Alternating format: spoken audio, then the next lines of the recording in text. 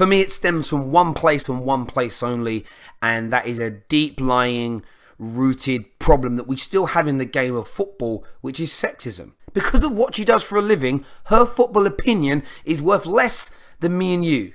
Hello, welcome to the Football Terrace. I hope you're all doing wonderfully well. We really need to talk about Sophie Rose. If you're not familiar with who she is, Sophie is one of the lead presenters and lead influencers on the CFC Fan TV channel, Chelsea Fan channel on YouTube. Her and Rory Jennings predominantly are the two main faces you will always see on that platform. They do previews, match reviews, of course fan cams at home and away games. And of course, when it comes to Sophie, you will see her across multiple platforms, not just football. Does a lot of modelling work. I've seen her recently doing some sort of trolling football videos outside other grounds, doing very well for herself. One of the reasons that I moved away from being a sole fan channel, there were fractions within the social media community. Some that would only watch my channel, some that would only watch other people's channels. And within that, there became a lot of infighting. In my younger days, in my more immature days, I really got caught up in the middle of that.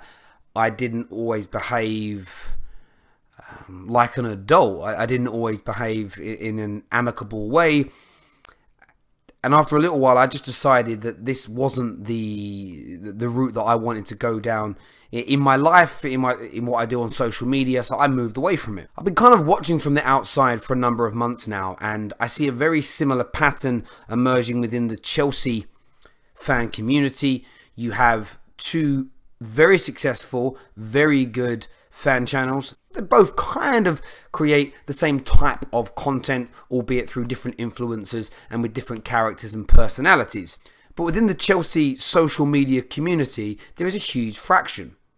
And within that fraction, it hasn't created a platform for these two separate entities to do battle and to create brilliant content for YouTube viewers and on the socials. What it has done for me is become exceedingly toxic. It creates an individual that is put up there in front of your fans and your fellow viewers to attack and abuse. And what I see it systematically, is zero condemnation of this. Nobody's saying, hang on, attack and address her opinions, take apart what she's saying from a footballing point of view, but hold back when it comes to talking about her looks, her other professions, the way she chooses to dress, and the types of things aside from football that Sophie decides well within her rights to put upon the internet. Although I don't believe any of the other Chelsea fans on socials control the comments or are influential in the comments made by others, I believe that with the powerful influence they have, the collective hundreds of thousands of followers between them all they have a social responsibility to say, let's keep the discourse civil, let's keep the disagreements and debates civil, talking about somebody's physical appearance, their sexuality, their sex, their race, anything that borders into any of those areas should be completely off limits. And I do think it's the responsibility of the influencers to at the very least address this, rather than simply ignoring it and letting it go on in the backgrounds of what it is they do.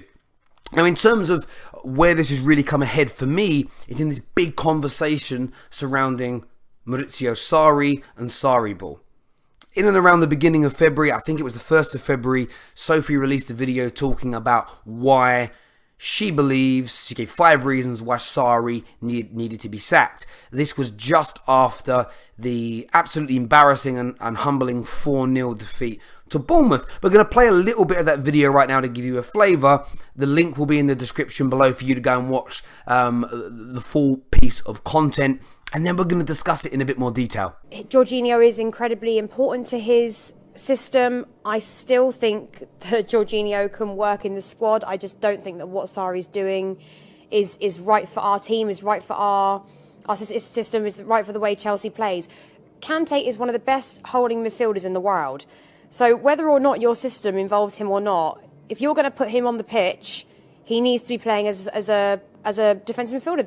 That is his job. That is his role. That's why we bought him. He to me, you could see the difference when Kante came from Leicester to Chelsea. You could see how much we improved, and you could see how much they deteriorated, and that was because, well, not deteriorated, but they fell down in the league, and that was because they didn't have that stability in the midfield anymore. And he was, I think, while everyone credits Jamie Vardy and Mahrez and everyone in that league campaign, Kante, for me, was instrumental in that. I don't think they would have won it without him. So to have him come to our club and now not be doing the main job that he can do, I'm all up for experimenting, don't get me wrong, but it doesn't work. We just lost 4-0. It doesn't work.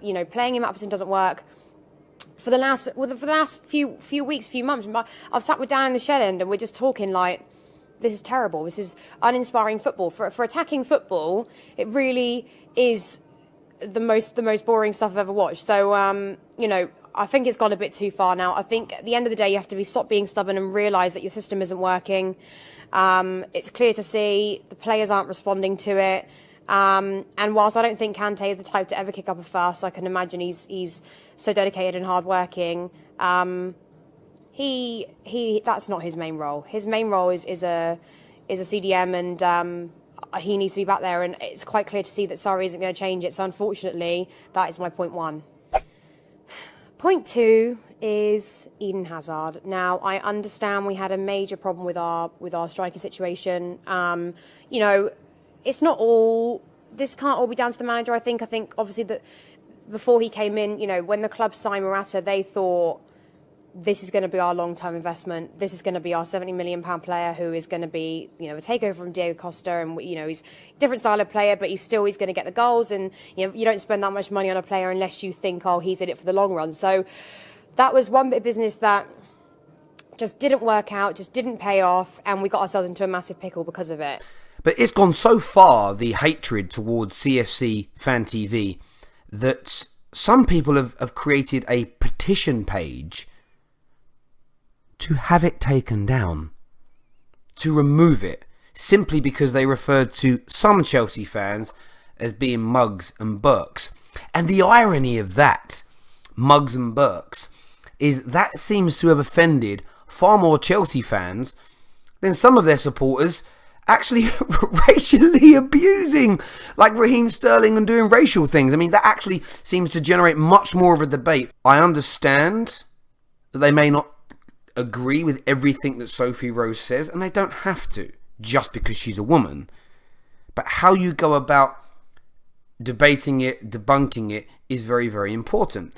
They want CFC Fan TV removed because they called a few fans Burks and mugs, but yet none of these same influencers that are endorsing the removal of the channel, trying to stop and silence Sophie from talking about Chelsea Football Club, have the awareness or want to try and shut down Chelsea fans from sexist abuse that she receives on a daily basis, thus making you a hypocrite. You're trying to take some moral high ground here, but you have none. You do not have the moral high ground, which means the only reason you're trying to shut them down isn't because you disagree with their opinions. It isn't because you dislike them as people, potentially. It's simply because they're your competitors. And you're very happy for sexist abuse and abuse in general to take place if it leads to you getting your ultimate goal, that is the removal of their channel. Instead of competing against it honestly, debating them honestly, having a dialogue between yourselves that doesn't formulate from abuse.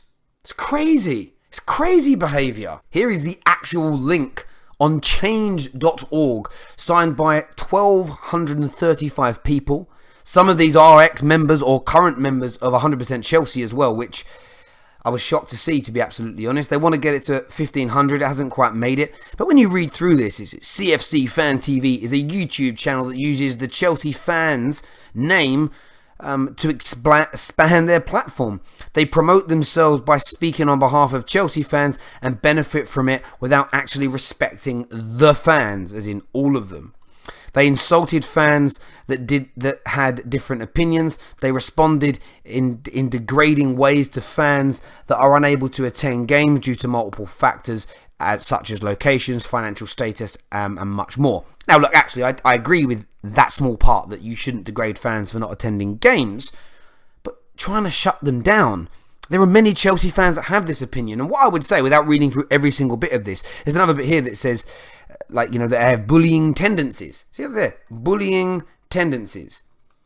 Yet none of these same fans are shutting down people that are continually assaulting Sophie, calling her a stripper, calling her X, Y, and Z because she does a bit of lingerie modelling, because she just decides to show some of her body off. The blatant hypocrisy in this is staggering, and how anybody falls for it is beyond me. And equally, I don't think I've ever seen Sophie, Rory, or anybody on CFC Fan TV claim, nor any fan channel claim, that they are the sole voice or they represent anybody else's opinions other than their own. So the narrative being described here is so unfair. It's a platform for fans, and yes, it does reflect their personal opinions, the same as every other fan channel. I'm sure Louis and Lewis would agree that they don't speak on behalf of Chelsea fans. They speak their own views and their own opinions. So why are Rory, and more so Sophie, being targeted so terribly by other Chelsea fans? What's behind it? For me, it stems from one place and one place only, and that is a deep-lying, rooted problem that we still have in the game of football, which is sexism. Many men, especially beta men, however you refer to them, they find women intimidating. A woman with good looks, a woman with influence, who has a platform to speak. Now, I don't agree with every opinion on football that Sophie Rose has, and you shouldn't just agree with her because she is in fact a woman. You should agree with her because you agree with it. You should debate in areas that you disagree with. You should challenge, but you do not need to mention any of her physical attributes. You don't even need to mention the fact that she's a woman. Just disagree with her points. But nobody does. It always goes back to what she does for a living. I even know some YouTubers have said to me directly they wouldn't even have a civil conversation with her because she takes her clothes off. Can you imagine that? Because of what she does for a living, her football opinion is worth less than me and you. When you go through the video that she made back in February on Sarri, people will point out many areas where she was wrong. They say that she speaks about Kante needing to be played as a defensive midfielder, and he'd been out of position under Maurizio Sarri despite only playing the DM role for France. Said that Sarri isn't winning a trophy despite us being in the final of the Football League Cup and the Europa League favourites. And she said that he's lost the dressing room despite the team backing him in the media.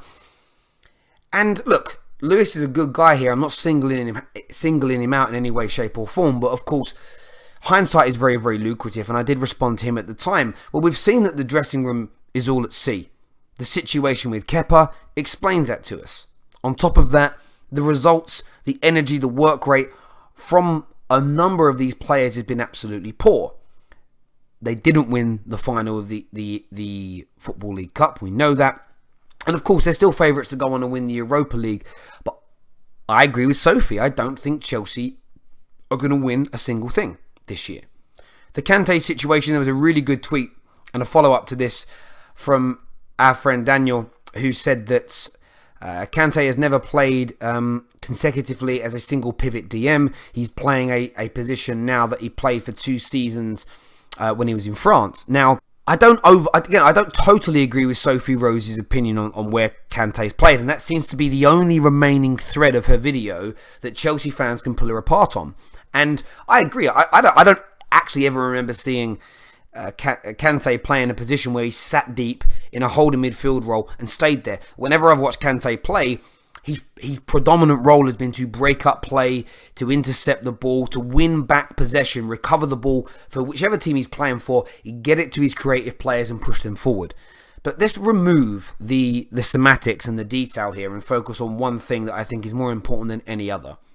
This season, N'Golo Kante's role has been changed by Sarri. That has happened. Whether she says that he described his best position as correctly or not isn't the most important part of her speech. The most important thing she said is he has been played out of position, and I have heard that from 90% of Chelsea fans all year. He's done a good job, I think, Kante, this year as well. But we know that at that job at recovering the ball, that job of sitting a bit deeper, hunting people down, interceptions, hurrying and pressing, That for me is when you get the very best N'Golo Kante, and Chelsea haven't looked as good since he's moved out of that role. And she's right in what she said about Leicester. He was the final piece of that jigsaw that made them champions. And Sarri moving him out of position should anger Chelsea fans, especially as Jorginho hasn't really worked. This is where it all becomes very interesting for me though, because we fast forward now 8 weeks. The results for Chelsea have been poor. They're not outside of the top 4 race. They could still make it. But most Chelsea fans feel exceedingly pessimistic about the level of performances, how they played against Wolves, the performance most recently against Cardiff, calling it embarrassing, pathetic, challenging the manager's team selections on a very regular basis. Even here, and look, Alex Goldberg, I rate this guy highly.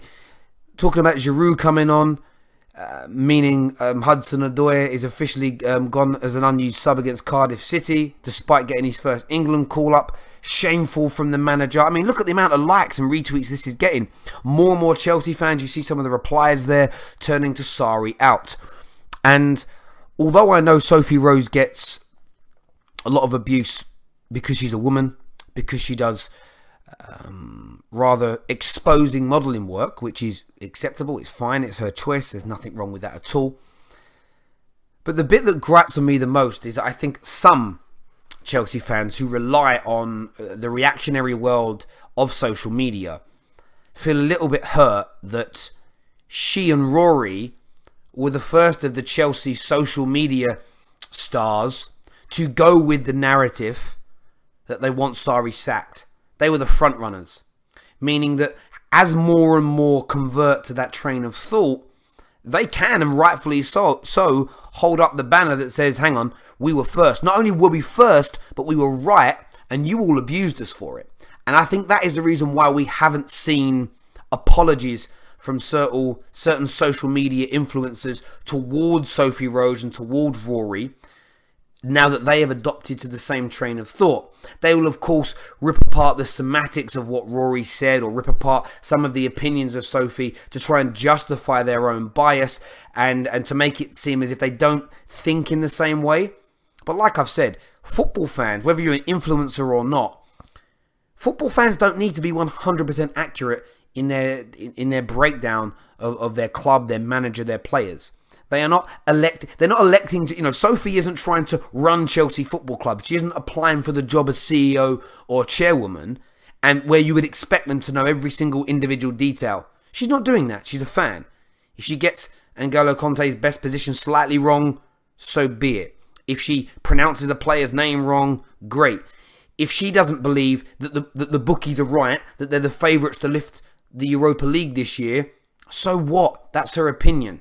And you get a lot of the comments about it. Oh, she's entitled to her opinion, but you then go and rip her opinion apart because, in your opinion, she shows too much cleavage.